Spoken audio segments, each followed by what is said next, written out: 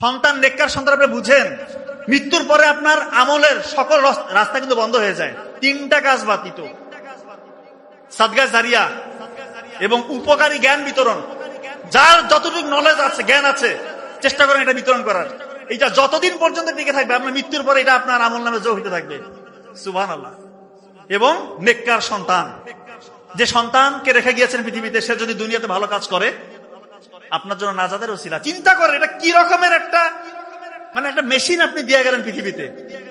এটা যদি একটা ভালো মেশিন, একটা নেককার সন্তান দিয়ে গেলেন, আপনি কবরে হয়তো আপনার আযাব দূর হচ্ছে, অল্পের জন্য হয়তো জান্নাত জাহান্নাম আপনার আটকে আছে, আল্লাহ তাআলা আপনার সন্তান ভালো কাজ করতেছে, এর ওসিলা ইনশাআল্লাহ জান্নাত পেয়ে গেলেন ইনশাআল্লাহ। তো এই জন্য নেককার সন্তান রেখে দেওয়ার চেষ্টা করবেন। আর খারাপ সন্তান রাখবেন, এটা ওর যে পাপ করবে সেটার ভাগিদার আল্লাহ মাফ করে আপনাকে হইতে হবে। তো অন্যায় ভাবে কারো সম্পদ ভক্ষণ করবেন না। এবং 3 নম্বর যে পয়েন্টটা বলেছি, সুদ খাওয়া যাবে না। 2 নম্বর পয়েন্ট, সুদ।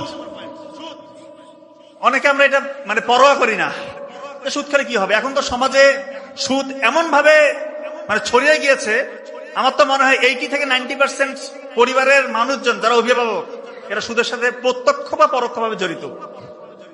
সুদের ন্যূনতম গুনাহ বা শাস্তি হচ্ছে, এটাকে কম্পেয়ার করছে যে মায়ের সাথে জেনা করা।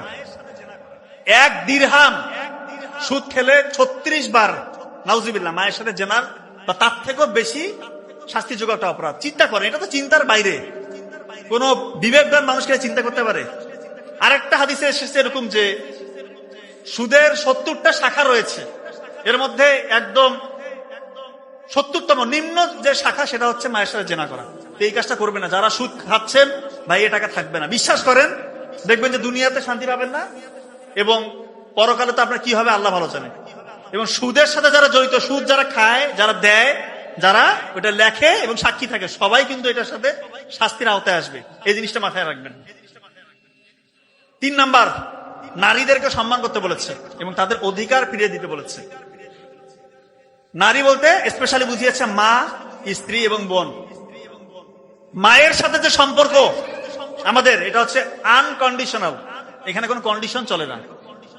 মা আপনাকে জন্ম দিয়েছে, আজীবন মায়ের খেদমত করবেন যতদিন বেঁচে আছেন।